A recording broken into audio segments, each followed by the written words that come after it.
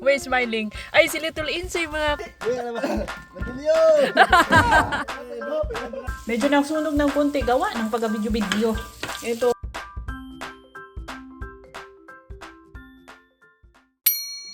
Shush. Tulog na tulog pa siya mga kabistak.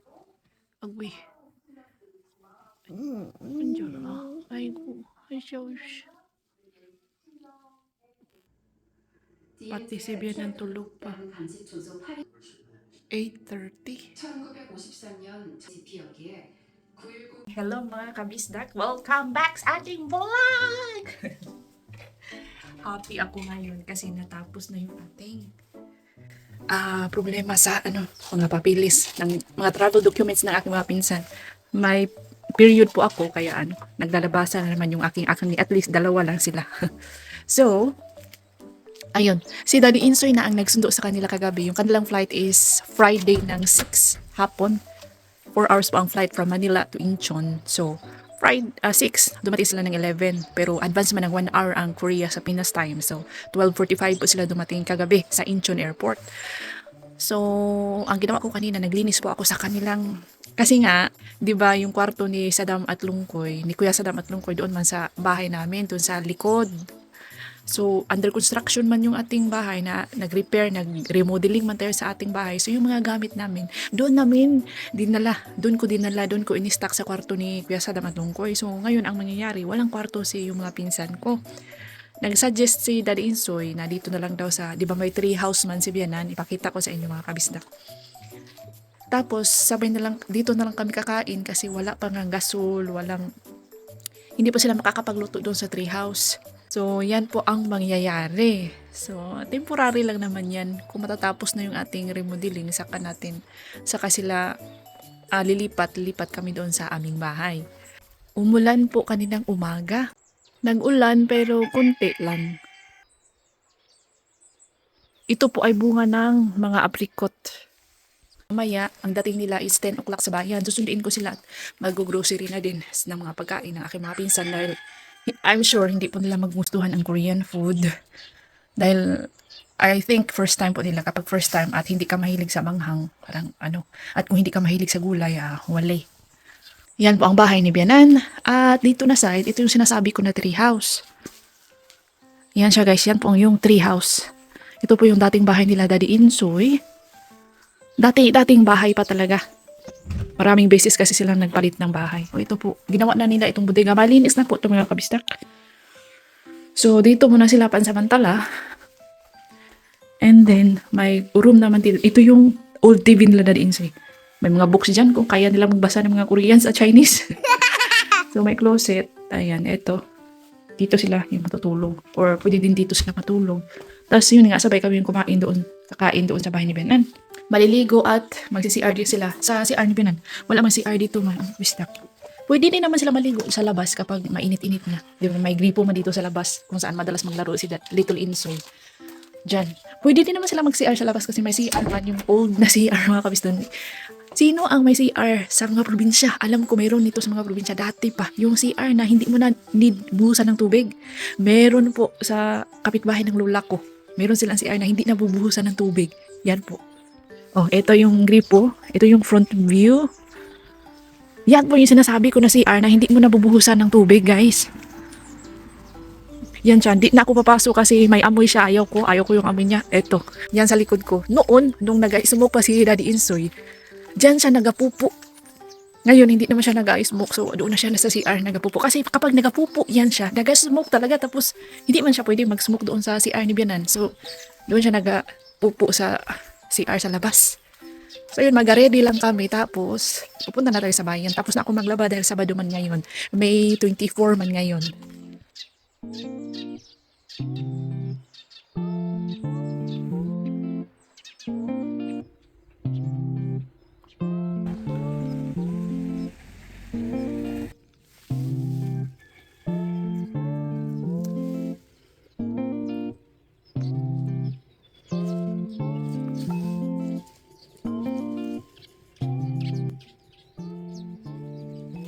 Nagpitas lang ako ng konti dito sa mga cute na strawberry. 100% organic ito mga kabisdak. Tapos nagising si Little Insoy at diretso na kami sa bayan. May smiling. Ay, si Little Insoy mga kabisdak, natanggal po yung natanggal po yung kanyang ngipin sa baba. Nasa terminal na po tayo dito sa aming bayan sa Yango at early tayo ng 20 minutes mga kabisdak. Darating daw sila ng 10:10. Ngayon is 9:40. Hindi pala, 9:50 ngayon. So, itong si Little Insoy, kapag nakita niya na nandito kami sa terminal, may GS, may convenience store kasi dito.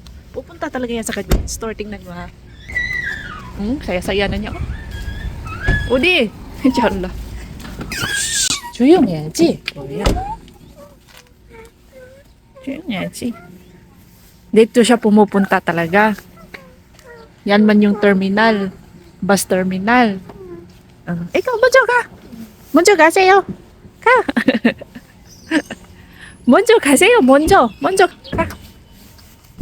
가요. 가요. 한 개만. 한 개만. Ay, nakita po akong sundalo. Koreano siya, pero foreigner, Amerikano ang kanyang itsura. Dahil once a week ko lang po itong pinagbibigyan si Little Insoy na kumain ng matatamis na pagkain. So ayan, hindi na siya, nanghingi po ako sa kanya, hindi ako binigyan talaga. Pinalaway lang niya ako, dalawa yan kasi buy one get one siya mga kabistak. O, diba? Tingnan nyo, kahit nilapag ko na yung aking kamay dyan, wala talaga, hindi ako binibigyan. Nilalayo niya sa akin yung kanyang NMMs tapos sabay pretending na hindi niya ako naririnig. Nagtambay na kaming dalawa dito sa loob ng terminal dahil napakalamig pa po sa labas. Nag-ulan kasi kagabi. Doble po ang saya ng ating Little Insoy dahil may NMMs tapos nakagala, gustong-gusto niya pong pumunta sa ibang lugar, makakita ng ibang tao tingin siya ng tingin sa mga mukha ng ibang tao mga kabisdak. Which is understandable dahil sa aming baryo wala man masyadong tao doon. Onsa ganito nung? Pada sa Korea. So itapada sa Korea. Pada sa Korea sa. Bilang kahoy dito. Kapajas. Bilang kahoy na. Kahoy kini ko ani, kahoy ni. Wow, kahoy. Wow, kahoy. Ang kahoy ni. Melon na.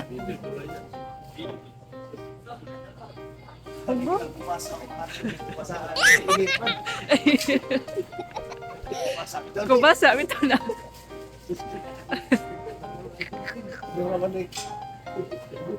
Gamay.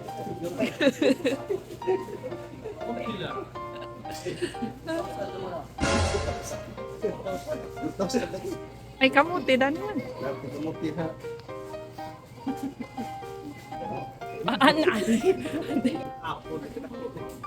Naghahanap po si Daddy Insoy ng itim na kamatis, yung seedling ng itim na kamatis para itanim po sa aming bahay, pati ang palaya. Gustong-gusto po ni Daddy Insoy ang itim na kamatis, guys. Sino po ang nakatry sa inyo? Matamis na may alat. Yan po ang lasa ng itim na kamatis. So, ito po ang aking mga pinsan, yung si Saldi yan, yung nasa left side si Saldi, tapos itong si Dudong, yan po ang bunso. Yan si Dudong mga kabisdak. Single pa yan si Dudong. Sabi ko sa kanya, magka-girlfriend ka dito, Dudong. Iririto ko yan si Dudong sa mga Koreana naming kapitbahay na mga mga byuda. Ano pa yan si Dudong mga kabisdak? 26 yata or 27. Tapos itong si Saldi, kami-kami lang po niyan. Classmate ko po yan sa high school. At mga pinsang buo ko po ito sila. Anak po sila ng kapatid ni Mama. Uulitin ko po mga kabisdak, ang pwede ko lang pong ma-invite na magtrabaho dito sa aming farm ay mga kapamilya ko lang po. Kung kayo po ay may mga kapatid, may mga pinsan na nakapag-asawa ng Koreano at yung Koreano ay may farm, yun lang po. Kung may farm ang inyong bayaw na Koreano, pwede kayong magpa-invite at magtrabaho dito, no? Hindi po pwede kung walang farm si Koreano dahil isusurvey po yan ng taga-immigration. May naga-message kasi sa akin, may mga pinsan sila dito, may mga kapatid, may mga auntie na nakapag-asawa ng Koreano, gusto nila magtrabaho sa farm. Yun nga, walang farm yung Koreano nila. So, hindi po yun pwede mga kabista. At sa mga naga-message din sa akin na nasa ibang employer sila ngayon at after ng kanilang contract, gusto nilang magtrabaho dito sa amin, pupunta daw sila dito sa amin. Hindi po pwede mga ma'am and sir, bawal na bawal po yan. Tanging ang employer nyo lang ang pwede makapag-extend sa inyong contract 5 to 8 months. 5 months din ma-extend ng 3 months kaya nagiging 8 months. Yun lang talaga mga kabisdak, hindi na kayo pwedeng mag-stay over 8 months. Kailangan nyo pong umuwi. At sa mga nagbabalak na mag-TNT, wag nyo pong subukan. Masisira po ang buhay nyo. Napakahigpit na po ng mga immigration officer. Grabe ang crackdown dito. Halos araw-araw mga kabisdak. Etong si Saldi, driver po siya sa amin sa Bohol. So marunong po siyang mag-drive nito. So walang problema. Gustong-gusto ko yung marunong mag-drive para ano ba? Pwede silang mag-deliver doon sa sentro naming barangay kapag anihan na ng ating mga chilies at radish. Dumating po sila ng Sabado and then rest day po nila ang Sabado mga kabisdak dahil nga pagod pa sa bayahe. Sunday morning, ito na po ang ginawa namin. Kahit Sunday dito, kahit Linggo dito sa Korea mga kabisdak, may trabaho pa rin kasi ang mga Koreano, sila Daddy Insoy, hindi po sila mga Katoliko, hindi po sila Christian, mga Buddhist po sila. So, ang Sunday ay hindi po holiday para sa amin, no. Nag-e-explore pa sila Saldi at Dudong sa paligid, sa mga pananim, sa mga pagkain. Natutuwa po ako kapag first time talaga. Marami talaga mga nakakatuwang bagay. So may marami sila nakita mga halaman na wala sa amin sa Pilipinas. Akala nila may bayabas dito. Yung pear, akala nila bayabas mga kabisdak. Tas ito, akala nila hollow block daw. Tag, wala. On pas. Malaysia yung gamit. Ah, bright si Dudong. Oh, Oh, nagkanahas na gabak. Clay. Nagkanahas na gabak. Pantay. Clay, bitan no. Mo na bricks. Ana, ara mo na hollow block.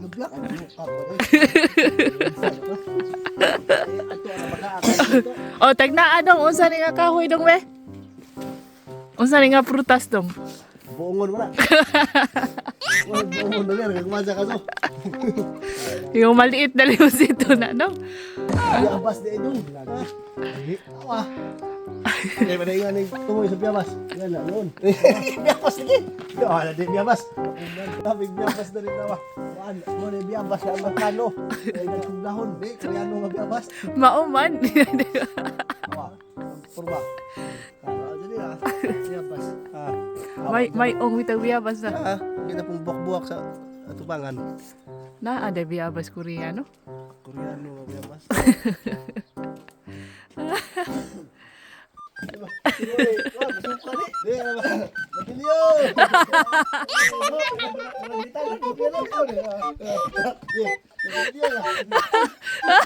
Ikaw rin.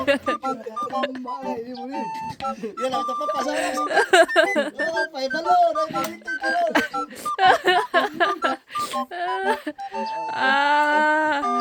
Are ka buot. On sana dong be. Tusok nga da. Pindot na ano. Tusok daan. Tusok pindot. Testing. Tusok. Pindot. Tusok daan. Pindot.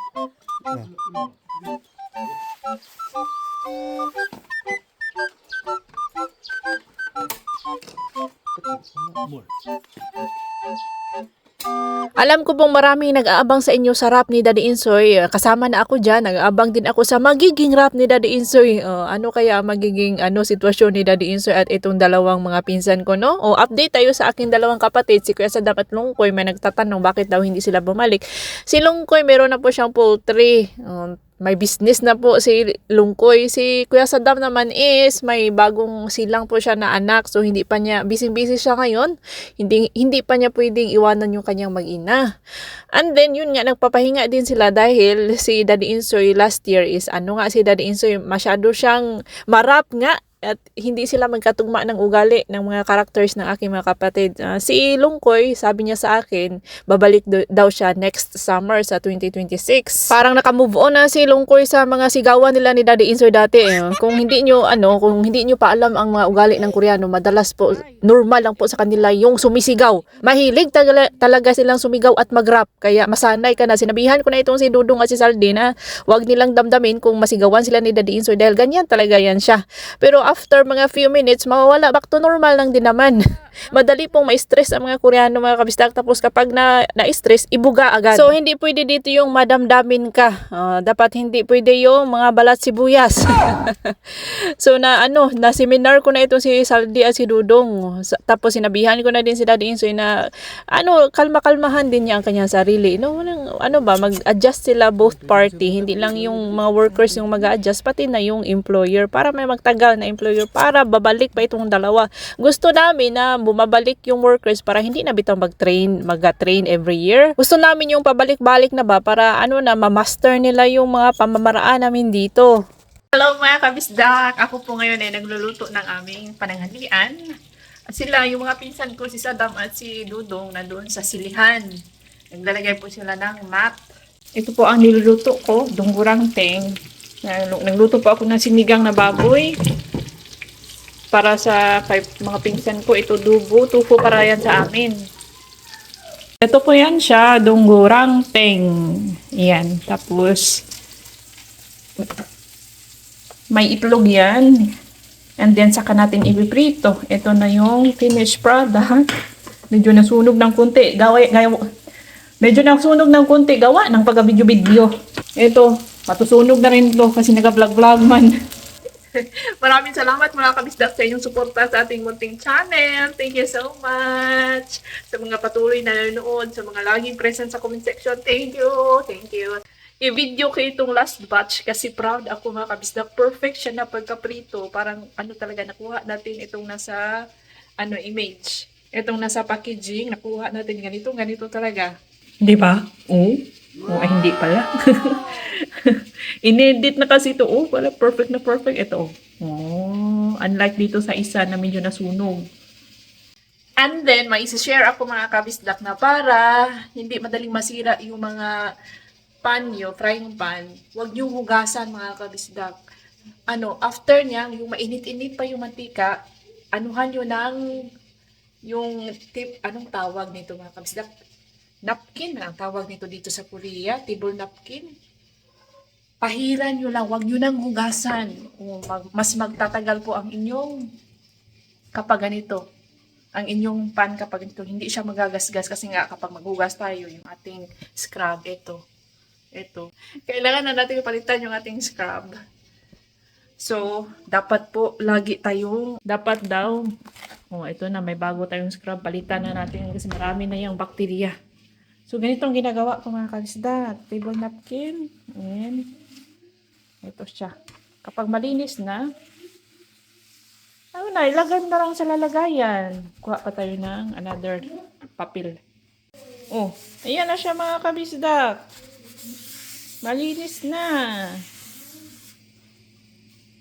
After mong punasan, pag malinis na, pwede mo na siyang ibalik sa kanyang lalagyanan. Shoutout muna tayo sa ating mga masugid na kabisdak viewers. Kay Ma'am Maria Pocahontas na paulit-ulit na pinapanood ang ating mga vlogs. Maraming salamat po. Shoutout kay Ma'am Marjorie Ledesma ng Bacolod City.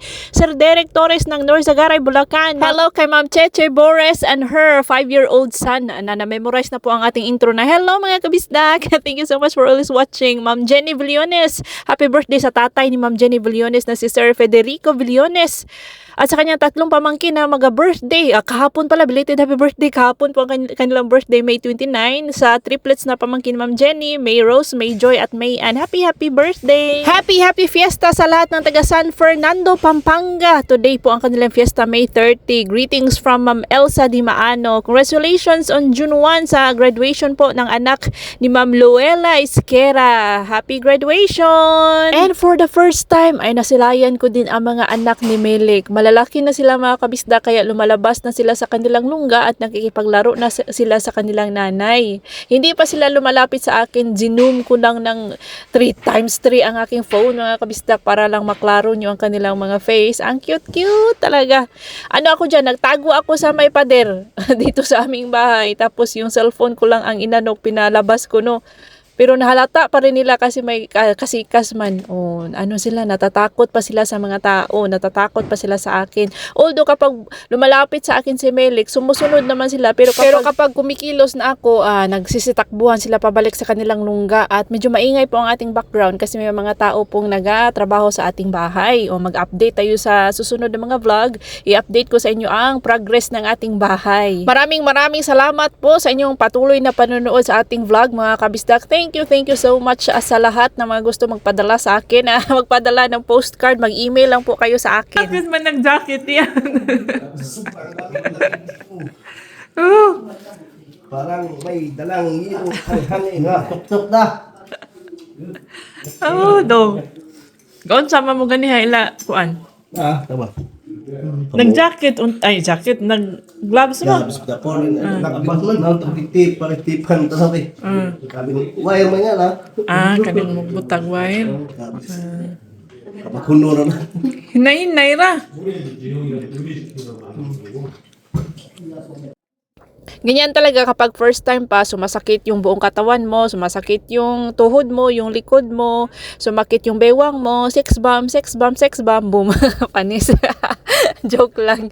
Pero masasanay ka rin, ganyan man din ako. Although magsasaka, kahit na magsasaka kami sa Pinas, sa amin sa probinsya, iba pa rin dito kasi malaki man yung farm, malalaki yung farm nila, tas paspasan yung trabaho. Sabi ko sa kanila, dahan-dahan lang, okay lang na hindi masyadong mabilis, basta pulido yung trabaho. Habang nandito kami sa bahay nila Bianan is ako muna ang magluluto ng kanilang pagkain. And that's all for today's video, mga kabisdak. Thank you so much for watching. See you on my next vlog. Ingat lahat. Ping!